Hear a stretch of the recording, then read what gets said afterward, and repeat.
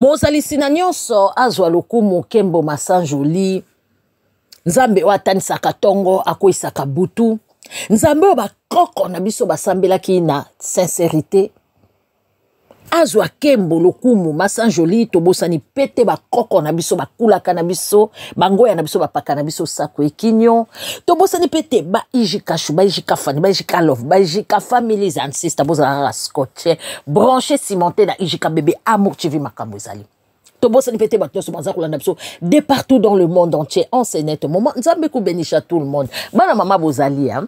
Famille bota boni bino kuna Nzambe a pambola bino ya bino mondial international mokil mobimba la paparazzi de la presse autrement dit bosolo na YouTube bana mama kolala kolamuka bana mama kolala kolamuka to yeli bino awa mwana feregola ya mwasi abali mwana feregola abali esengo ezalaki na famille affaire babali si en tout cas tolobaki ke ba musicien bana babala raté bango wana mwana ya Ferre akei mais Ferre a vivre ka vie na ye familiale un peu na discrétion en tout cas Ferre alingaka pena bana ba mona te to yebite so côté na ye ya Kimukongo alingaka penza bana matalana te et pas na ye penza za lokola famille eza sacré ami batelaka abatelaka mwasi na ye ba mona elongi ne pamba te abatelaka bana na ye soki ataza na problème na bana ayaka nango sur les réseaux sociaux donc aza un peu bon toyebite tokolo vraiment oyo biso tomonaka aza vraiment un père responsable sans plus tarder tokotala bongo ambiance nini elekaki et mwana wana balobeli ndenge nini na bagolwa bino bagolwa kaka fere kola landaka kaka nyosa salaka bon fere kola balisika go balisi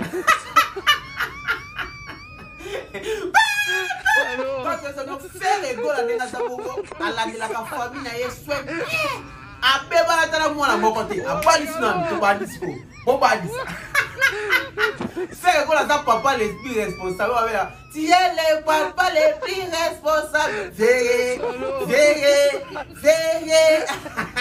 et bon papou asa irresponsable papou bon d'abord balisi on les a premier soin bon yebo yola to yeso ni bon d'abord asa guide bino ete guide ya wala balisi bon yelo bi na Dubai na zo sa yo net o mi ba tapia ko partout usu so lo na lufu usu mi dire les guide la ngala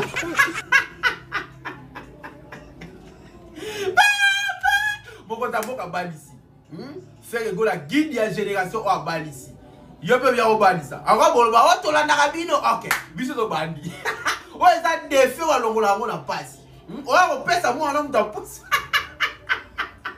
Samton Golo c'est visible né doka embejo ko London ok feti wana hein Gisèle a dit on a kata Suisse Arlette Tumba hein la reine d'Adaskin on s'en reparle de barotu ba okende kuna Patricia Ikusu Irma de London on s'en reparle barotu ba okende ba fête wala bazo kende mto okende kuna avec le honneur eza Bernie Samarola charge avec les robes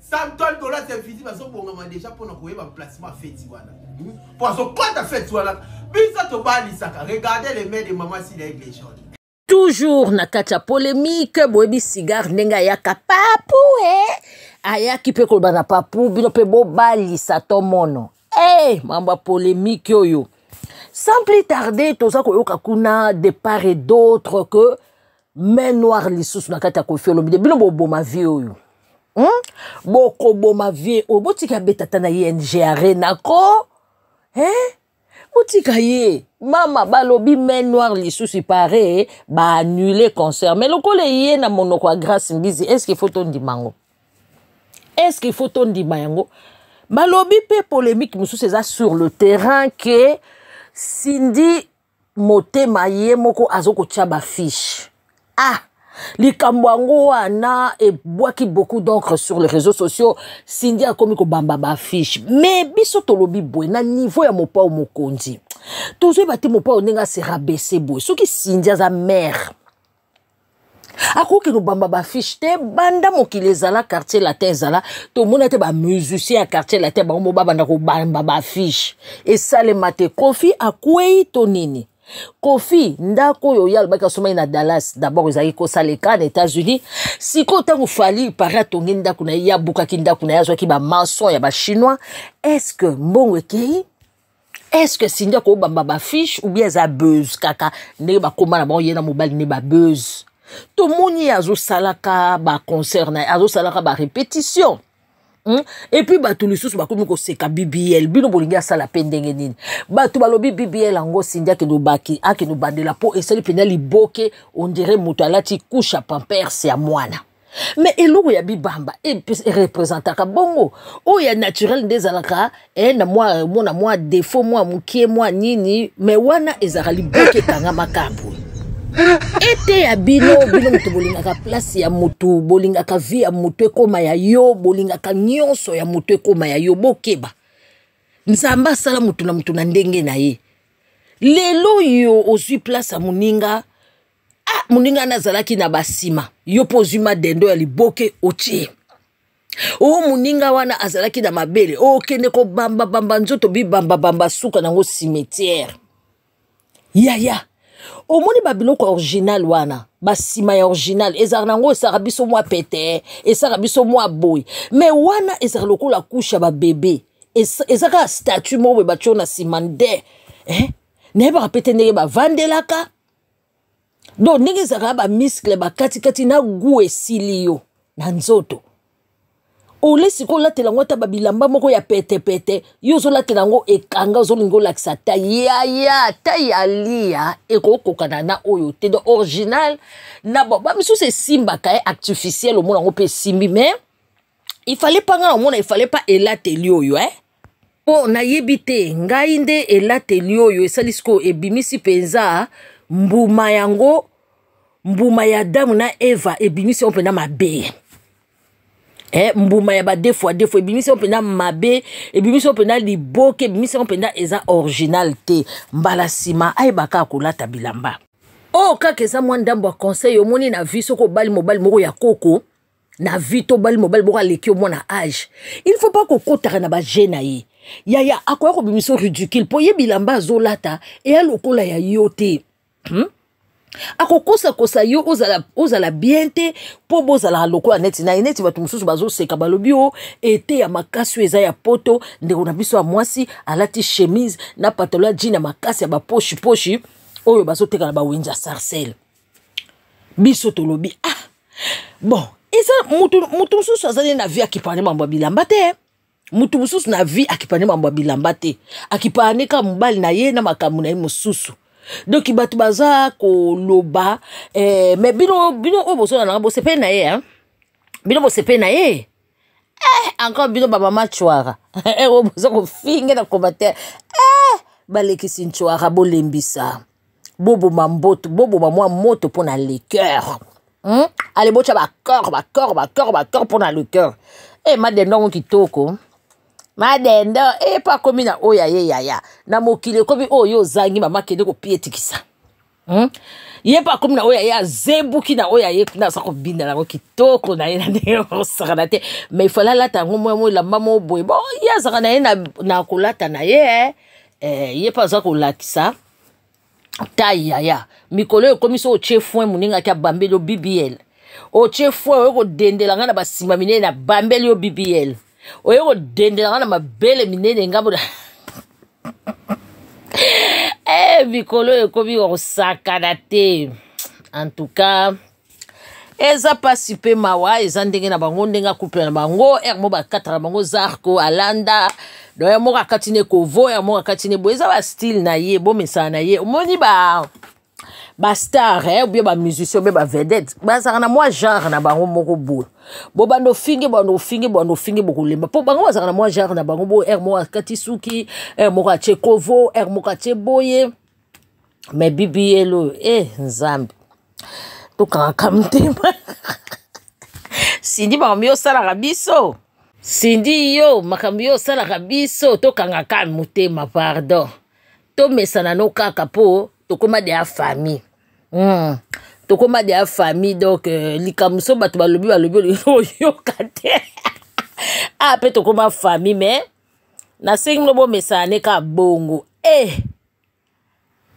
ta mususu ye na pota oyo kane malili ye na ba entraînement oyo il fallait ki so papa lingaka mwa kuku dendo il faut epacha mwa kuku dendo yenda perdre libala na ye boniko botika ye so papa linga mwa kuku dendo ache mwa kuku dendo na sima so papa linga mwa veste ache ya zolata sa depa ya papa zolata kolandisa mana papa olinga bongo te muni bali sepela so papa memie na bibia la ke so papa sali bo ake so papa bilata mwa lobe alati mwa bizaze na ya zo sala makambu aolanda poa po ane mwa sa poa mama poa so lubine la tabu sala busa poa mo zo sepela osko bino sepela te bolinga bote signor bobo biso mko na crise cardiaque mbadi to le kana biso na makambu susu totala yango pe na kompena yo susu na kala ozalaka telefone nga suku sonne yo wana zo landela osela nga susu wate na komono suspect yo amoni yo tota nga bemba zuwa tufia zuwa koko zuwa mama zuwa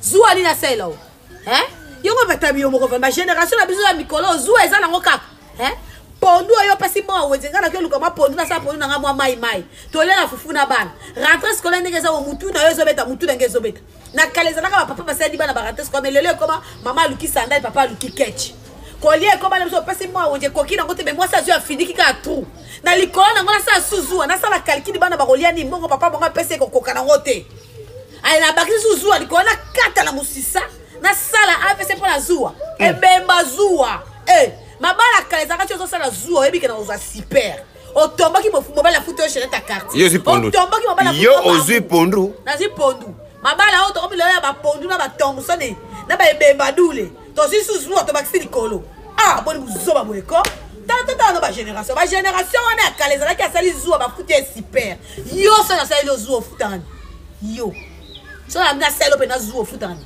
kabelo kupona chana mutunga mofuna bunda qu'on applique on a bakisi zuwa classe bandito o sankisa bonga classe pona biso na bana biso ko yeba saka zuwa lina osema yeba saka bonga wende ele so pese c'est suffisant il faut ngabona bakisa tala keba ngasa ngila bana baza na mikolo il faut ngabona bakisa ko zuwa nina osema na sala ko teka na zuwa tela sala yo mobali zuwa na génération lelo oya lelo ebemba zuwa kokwa zuwa na osala avese na kufa aya nga uneto kuminde kona ngai bemba zuwa tata mosa zuwa famia bazuwa nyoso tu na pesi yo yango na mokila lelo na mokila sangisa na mokila AVC mama na biso alobi ya kosala bazuwa mingi te po ekomi mokili moko toza nango na 21e siècle surtout na Afrique bino bokansaka kosangisa na poto nga mobali ya sangisa na boyi 50% yo nani yaya na Kinshasa boyoki bien okoti siko bandela video bazo sangisa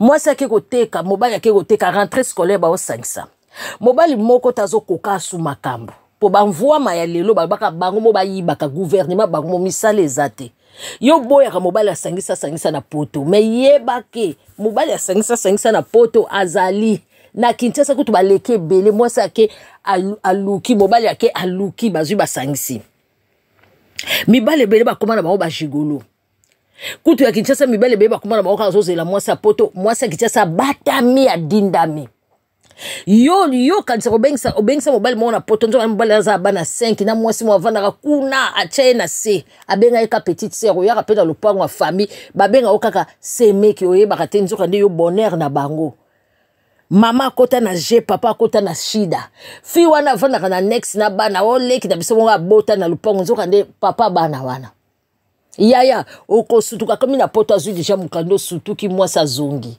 pona nini foko za mayele foko yebela yaya yebela vision eza ndenge yo kanisa te yebela vision ya ndenge yo zo kanisela te mokili ya lelo ekoma ndenge wana yo muto zo sala zuwa na mokili ya lelo ebaki mokili ya lelo ekoma mokili ya AVC mokili ya lelo ekoma mokili ya AVC bato bakoma kotambola na AV na baona saki yo kena kosalaka bazuwa pamba yo lobi yo fumuzuwa ya okota na cercueil okota na cercueil okovanda na kicho bendi na chaise roulante disait okosutuka na chaise roulante okabwani katikati paralysie ngambu moko ya munoko ozotanga soyi. Yaya basalaka susu zuwa te. Mobali akoti telefone mobali basimbaka te bombe. So yo moko lingi obelisa motema na yo simba telefone. Surtout so ozana déjà ba 35 ans, ok ba 40 ans. Yaya. Surtout so lekinde 40 ans choli. Yaya. Talaka ka telefone na mobali. Yo continuera na bazua mobali nano ayete olalite ya milinga. Ya milinga na vie il faut kokoma air moko égoïste ya vie na yo. Ya milinga yo mokoko. Yaya misala malamu na yo moko. Basi yo ba milinga te. Basi yo ba tiaka vina ba opona mobali. Basi oyo ba mitia vina ba mobali aza wapi, avandi wapi, ba kufa lelo. Bazalaka te ba place na bango eza na nécropole, ba place na bango eza na cimetière Maluku soki ya Nsele, ba place na bango eza na ba cimetière belé ya Gombe partout. Kende retourna basi ona so kendara cimetière ba ko yebisa eloko ni ba kufela. Et puis bako regretter pourquoi ba kufela. Pour kindumba ya bato mangala, ya mibala bato mangala za aigu. Kono bate bosi koto kotaka to kufa. Soko lingi na hotel luka mtu musuluka do ekolo mususu ya bango pe ezali me balembisa mwa mukena respect. Mais tant so bala mobali ya congolais, surtout so bali ba choix o yo ponaka wana. Obali ba choix yo ponaka na yeba ke impolitesse ya na kati. Manque à respect za na kati, découchement za na kati. Ko finge za na kati, ko dénigrer za na kati. A cause de son assurance ya vie. Ko pesa mbongo te za na kati, ki kokoto pesa na kati. Alors yo moko sala choix. Okoza mwasa zuo ke cimetière ou bien oza na bomo. Bon yo te babenga. Na yo te babengi. Bon tu atena mutabenga. Téléphone ngoze yo te zenga. Oh ya tiko distrenga. Babengi na bango la téléphone lingana ke rotuna na bengi yo. Babengi ngai te babengi yo. Téléphone eza yo kati na olela ngabe na bleba na ngama nteko eleki gu na monde entier. Na likona na baksa poto yo mwana mwasa bengi yo. Ngala si la petit poto na bleba na tuna na bengi yo. Ayana O chanja na chanja pe na mutu chanja. de yo na komba de se okomi na mono suspect yo. Ya. O sa susu wate na mono suspect yo. Babenga ngo portable eza eloko mutu ba memaka biso na soni. So lingi ba no tambola na ngo tika na mesa te ngo tika kya ngo. Ngala na tante na mandola ndira ba pen no eza téléphone na yo eza ngate. Soki mutu abengi yo sola zala lezi fongwa mana ndenga na fungwa bila mateka na ngableba. Na poto na nga. Yo pe na appel fongwa mana yo. Mais comme bongo hein. Merci. Akambu sur makambu. Pe tokoyoka ba famille Kinshasa. Batu mususu basi babaye ba famille Kinshasa. Batu mususu babaye moyibi epai, makambu epai. Tokotala pe yasa nazotiela bino na beglise bakomo pambola na bango batu rola ba Sandra Lina bazupe ba danseuse. Et comme na pena ko ba danseuse pe bakomi na bango église bozo bina pe kuna ya kosakana te. Makambo changer makasi. Église comme na loko a monde loko la concert batu ba sepela batu bazo ningisa ka basima lisembe penda kuna semeza ko ningana kaka kyaku ya somo ya nazo tikela bino ba video pe makaba Marcelo toko tikate ya monde lelo fungola miso yeba ndani ozo sambela wapi place ozo tia lokolo ya ba misusu pe koto bazo kotela na bango oyo ezali Marcelo bazo tika muninga na ba mwasi pelikola ba famille Kisasa bino ba famille Kisasa tosi tolembi bino soki oyebi ke tata na ote mtatinda ki mutu wana na poto mama na yo te mtatinda ki na poto donc botika botungisa biso pe to wana ba charge na biso to remema ka charge na bino na mapekate déjà boza miyibi bondima ka batu te ba ingrat batindela bino mbongo akoteka eyokende liboso te bafotelela bino bandako bokondima batu te bapesa bino mbongo bo ede batu po basala misala na mamapango na bango bokozwa bambongo boyibi bino batu mobimba miyibi na ingratitude lia bino nzoto bokomaka ndeko na biso aza na poto asesaka biso te mbongo yango ndeko na bino ayarza na poto ya bino natuna bino so ndeko yango azalaki na Kisasa azakoteka makala o azalaki mutu apusu bolingai bolandele maloba muta bundi bunda ye na mbongo na ye na pola ye na poto na ndenge na ye. Deuxième volume, Sarah Tolo lobi ko ana ba vérité nyonso ya Mama Blanche.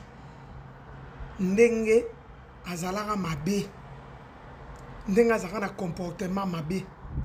Ndenge passé Marcelo alobaki ke bino nyonso boyebaki makambo nga na bande ko vivre na ndako nanga lelo eyindelinga bokangi minoko nzamba obeta bino batongo bakomoya ko bimisa ba vérité. O nyonso yo Sarah Tolo so kangisi déjà oyela biso ngo na toile. Pe na opération oyo Mama Blanche akenda ko salisa yo yebi yango to yebi vérité no bimisa Mama Blanche azaki bien te azaki hypocrite abanda ko yoka te azaki mwasi oto banda ko kanisa te to lobi te ke lemsu passer Marcelo akosi ngai bo mona ngawa na lota Mama Blanche ndoto soki na kosi bomona nga lisu na réseaux sociaux te nzambe na oloba moi yango yo likolo nga Sandra natambolaka na prince nakumba mutuka na lota Mama Blanche ndoto alati lamba pembe tellement nalelaki ye mingi alati lamba pembe roba ba indien nona totsaka na kitambala ya pembe mazo filmer nga na bi Mama Blanche biso yebi ke yo kufi biso tozo kote la yo me ko filmer on a mis so batiki sopa biso boka cigarette wana zo kipenga te na betela leki na nga Inej Nzembani pona nini ndoto aboyi donc elaki sike Mama Blanche pe kande bolobi wana azalaki pe sainte ndenge moko na pasteur pe aza sainte siko nga susi na biso ye kaka talako wana oya ya koteyaka oya ya koteyaka biso butu moi yende soki a se comportaka bien biso basi toalokwa bakameleyo tolandaka couleur oyo mobali azopesa biso soki abanda komela cigarette soki akenda kosalisa bebe elle soki abanda komela masanga seki babanda komela ngo elongo kaka na ye passe Marcelo donc na bango nyonso wana muta malamu azati mais susi na biso oyo toza nango ya mabe na ya malamu mutu akoki koprécipite liwa ya moninga te surtout mutu oyo aboti bana nani alobi ke so mutu amela cigarette ayokaka te akisasa baopération alingi bilulela akoko vandaka na te abokola bana na ye susi na biso yango wana po biso nyonso ande toza bomutu malamu wana te mutu malamu aza te mais ceux qui ont koufi quand même, tout y a beaucoup fin d'une explication à la surtout bango baza ba homme public. Oya yi tango passé Marcelo le bagimba libo soit tangi discours na ye et si la kinango. Mais kaka ye moko loko ye inspiration na ye zalaka blanche ata koufi avant te ya fona no blanche. Ndenge bango moko na Bible baloba na biso ke bo garder silence ye alingaka côté ya biso Bible mais ngosala makambo eza na Bible te. Soka garder ne silence to salaki inane aboyoka su makambongo akati sisuki na ya komolata ba jean boyoka kyango lisute me ye moko mutabanda oya azaki na bébé era baluba asalaki boye azongisaki boye ye moko kaka avandi te mutu amanda kokumbisela biso ake ko balele mbanda ya mubesu avandi te bazo tuno boye lelo koya ona kenda ko lande samedi o nga na tikala na kote ya dimanche si o nga ina na bisambelela ki avant kufa o nga na mona ki elisute parfait mataki ezongisa ki boye moko muta mimi biso na nzela o lelo biso tozo lobela donc Sarah Tolo soko ya na Mama Blanche ya no nango mais mabeo ya nango yango te lobike ye il faut kufa ndengo wana liwana ezo yeba na explication te biso ba mama to déplorer lokoyo na ba mama bandumba na ba mama bandoki na ba mama bato maboma na ba mama bisalela bafo bazala wana babokola bana na bango. Les enfants des pasteurs ont lancé un challenge auquel ils s'affichent avec l'argent des offrandes des églises. À Perne hier dimanche, aujourd'hui lundi, Suivez cette vidéo et je vous assure que ça choque, ça fait mal. Et beaucoup vont reconnaître ces enfants. Ce sont les enfants d'un pasteur en RDC. Je regarde ce que vous faites et il y a tellement de choses à dire. Faut que j'arrête. Traite-moi comme tu voudrais que je te traite. Personne n'est peut changer ce que je suis en dehors des dieux, bien sûr. Je regarde ce que vous faites et il y a tellement de choses à dire. Faut que j'arrête de penser en Europe à chaque fois que le Congo me déçoit. Je suis Moanakin, alors il faut que j'ai... Ça, ce sont les enfants d'un pasteur. Hier dimanche, après l'église, ça, c'est votre argent que vous voyez là. L'argent des offrandes. Les enfants des pasteurs en RDC ont décidé de lancer un challenge. De montrer l'argent des offrandes. Vous partez à l'église pour donner à Dieu. Mais en réalité, vous ne donnez pas à Dieu. Vous donnez au pasteur. Et le pasteur gère sa famille avec. C'est pourquoi ces pasteurs ont compris que c'est le meilleur business. Et soi-disant qu'ils travaillent maintenant à temps plein pour Dieu. Mais quand vous travaillez pour Dieu, Dieu est censé vous payer. Mais quand vos enfants font ça avec l'argent des offrandes, ça nous fait mal, nous qui voyons ça. Peuple africain, réveillez-vous. La religion ne va jamais vous sauver. La religion, c'est la porte principale, tout droit qui nuit à votre santé psychologique, que vous-même vous acceptez. Aucun pasteur n'est puissant. D'ailleurs, que tous les pasteurs de la RDC écoutent ce message. Vous êtes tous des maudits. Tous les pasteurs de la RDC, vous êtes tous des maudits. Je l'ai dit, vous êtes tous des maudits. Oui, j'avais quand même des limites, mais quand je vois ça, ça m'irrite et ça me donne plus la colère. J'ai compris que on ne peut même plus avoir un peu d'estime, un peu de respect envers vous. Vous vous moquez des gens. Vous et vos familles, vous êtes maudits, vous les pasteurs de la RDC. Peuple africain, réveillez-vous. Réveillez-vous. Sincèrement, réveillez-vous. Coupable. C'est le verdict qui est tombé ce matin au Palais de justice de Québec. J'ai beaucoup de respect pour la femme. 9 chefs d'accusation pesaient contre le pasteur Paul Mukendi, dont agression sexuelle, voies de fait et menaces de mort. Un soulagement immense pour la victime. Évidemment, on est très satisfait du verdict. On est surtout satisfait pour la victime au dossier pour laquelle le processus de dénonciation a été long, a été ardu. Donc, pour elle, d'être enfin crue, c'est évidemment là, une grande satisfaction. C'est un immense soulagement d'être crue. Elle a eu la tête haute durant tout le procès. C'est un procès qui a été difficile. J'ai parlé de son processus de dénonciation. Donc, évidemment, pour elle, c'est un moment là, qui est très, très positif pour elle. Aujourd'hui âgée de 31 ans, la jeune femme a été victime de Mukendi pendant 14 ans. Les gestes se sont produits entre 2002 et 2016. C'est sa mère qui l'aurait offerte en offrande au pasteur. Les premières agressions sexuelles ont débuté lorsqu'elle était mineure. La couronne a demandé une détention immédiate, ce qu'elle a obtenu. Paul Mukendi a donc quitté le palais de justice cet après-midi, menottes au poignet. Donc, compte tenu des verdicts de culpabilité qui ont été rendus, nous estimions que l'ensemble des circonstances, particulièrement le dernier événement qui avait été reproché à monsieur l'accusé et l'ensemble des circonstances des infractions faisaient en sorte que la détention immédiate s'imposait pour ne pas miner la crédibilité du système de justice.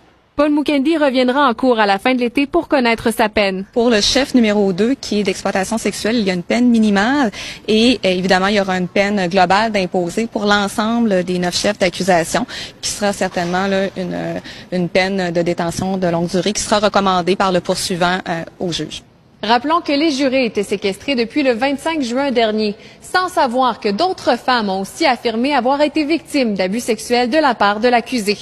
Pascal Robitaille, TVA Nouvelles. Pendant ce temps-là, quand tu parles en langue, tu pries en langue sans interpréter, tu nous déconnectes. Ah bon? Ah oui, oui. Ah, il a tout à fait raison. Bandela. Quand tu parles en langue, tu pries en langue sans interpréter, tu nous déconnectes. N'allons comprendre. J'explique. Expliquez-moi. Un Chinois vient ici. On dit, le frère Chincha va nous bénir à la fin du culte. Ok. Et le frère Chincha, il dit, il n'a pas besoin de l'interprète. Il commence,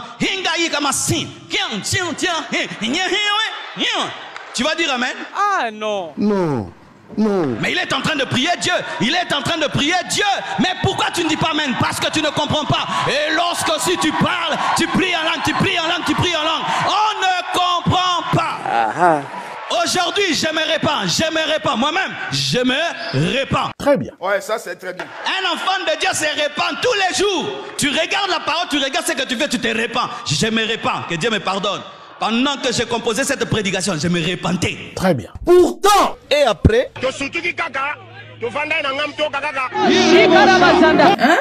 Marcelo Oza Marcelo Oza escroc, hein?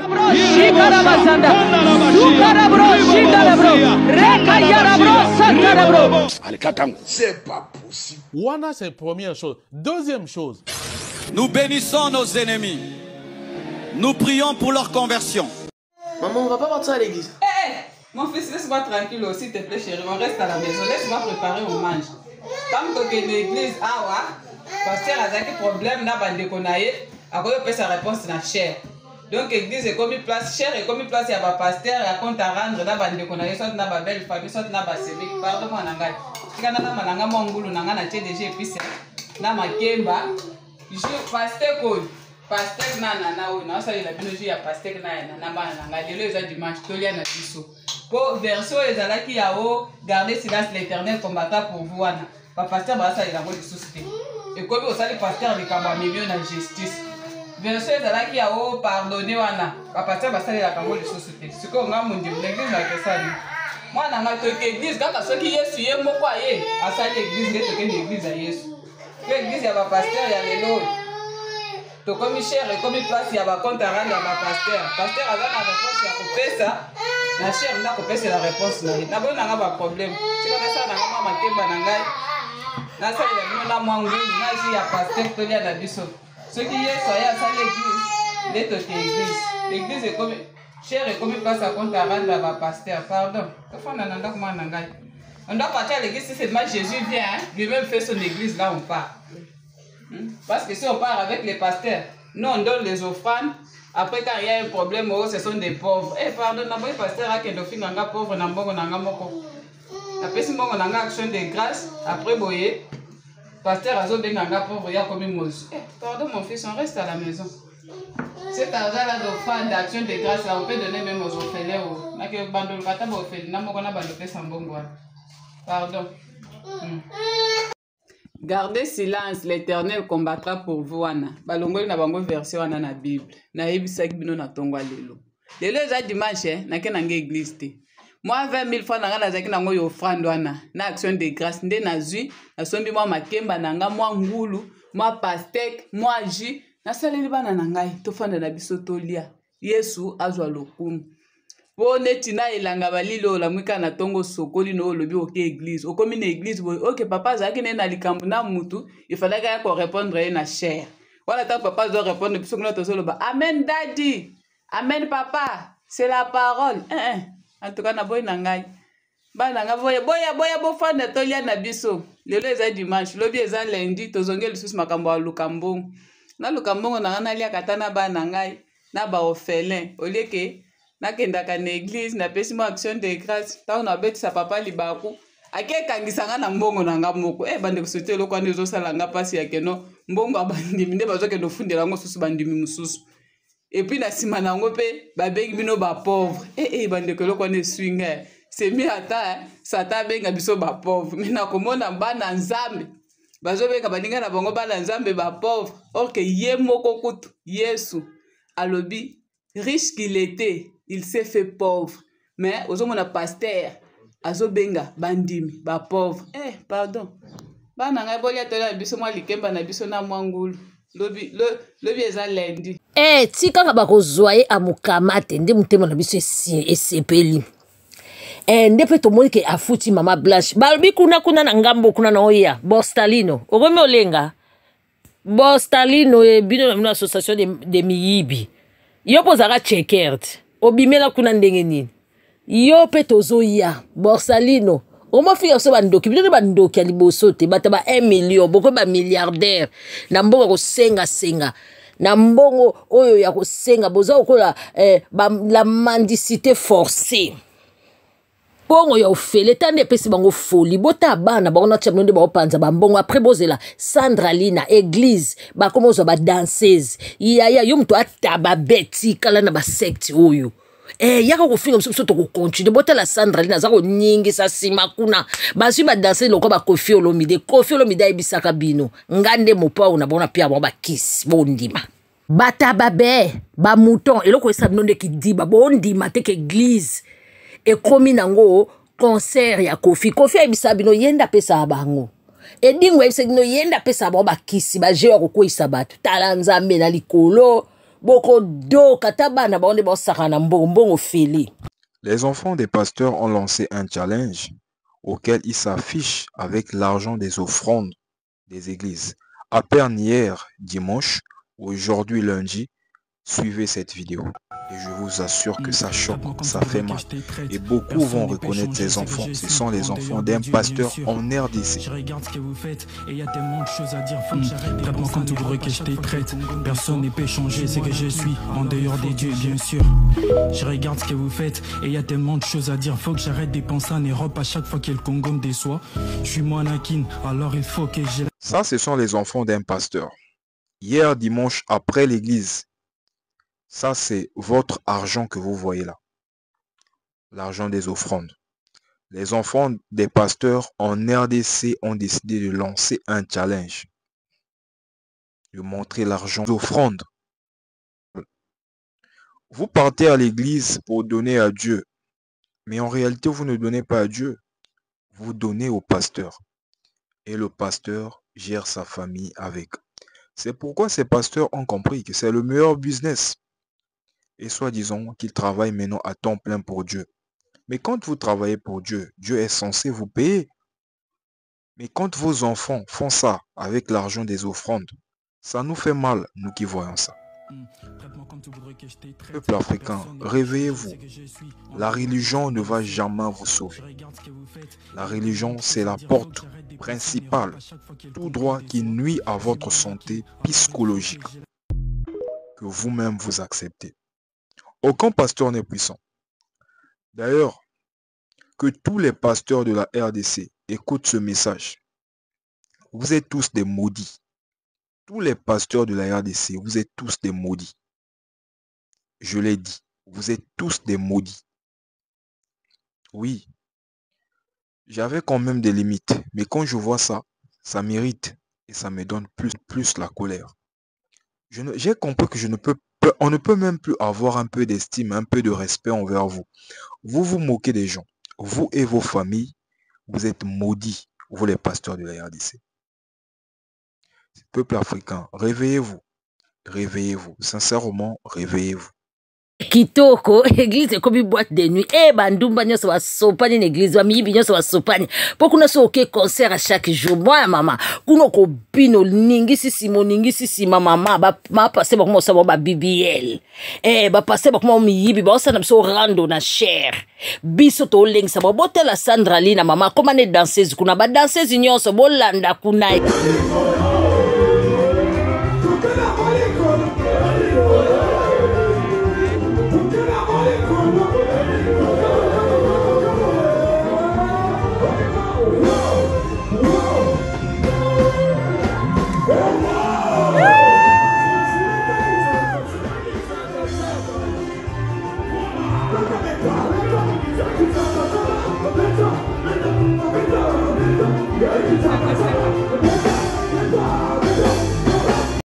Bonsoir.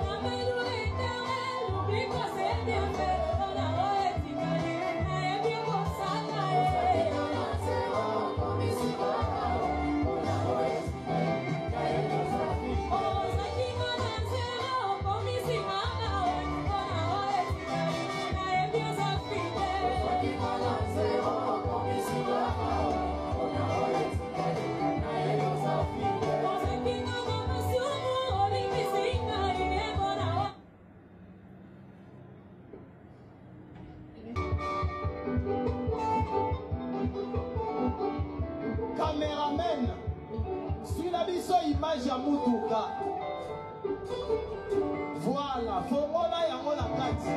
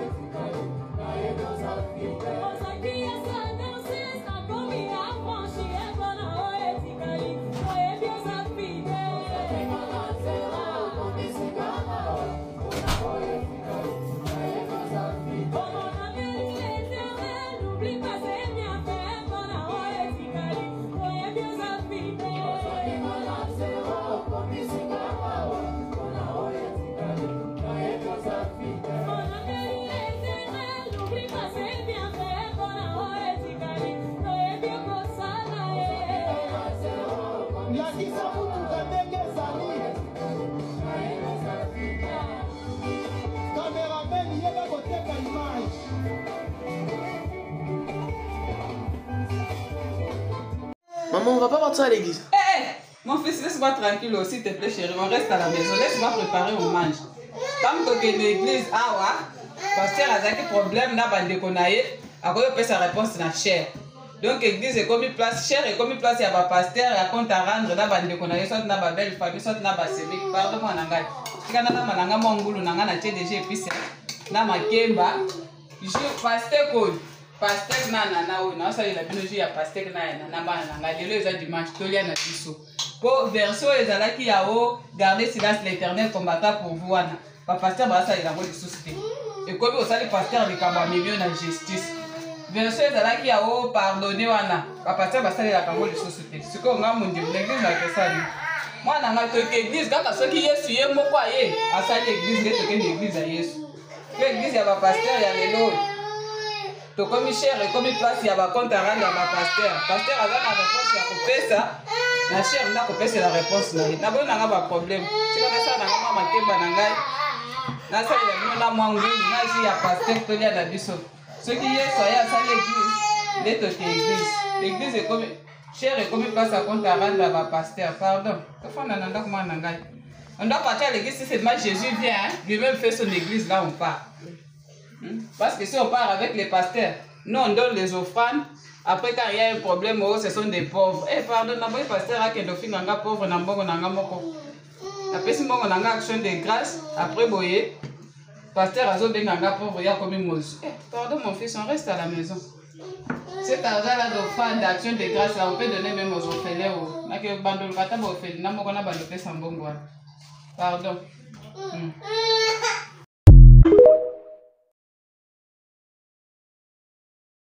Gardez silence, l'Éternel combattra pour vous. Balongoli na bango version wana na Bible. Na yebisaki bino na tongwa lelo. Lelo eza dimanche, na ke nanga église te. Moi 20 000 francs nanga nazaki nango yo offrande wana. Na action de grâce nde nazwi, na sombi moi makemba nanga moi ngulu, moi pastek, moi ji, na saleli bana nangai tofanda na biso tolia. Yesu azwa lokumu.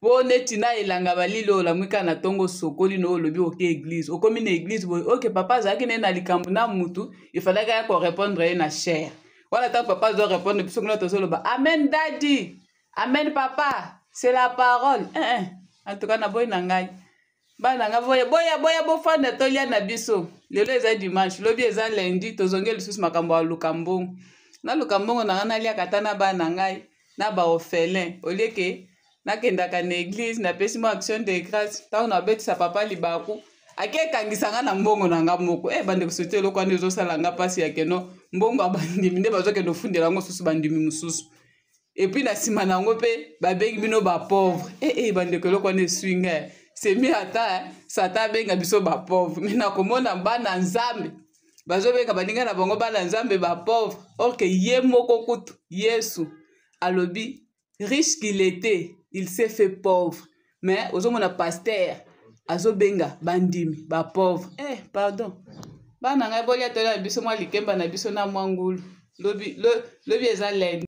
Les enfants des pasteurs ont lancé un challenge auquel ils s'affichent avec l'argent des offrandes des églises.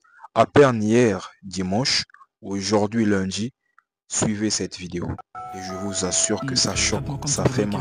Et beaucoup vont reconnaître ces enfants. Ce sont les enfants d'un pasteur en RDC. Je regarde ce que vous faites et y a tellement de choses à dire. Faut que j'arrête. Traite-moi comme tu voudrais que je te traite. Personne ne peut changer ce que je suis en dehors des dieux, bien sûr.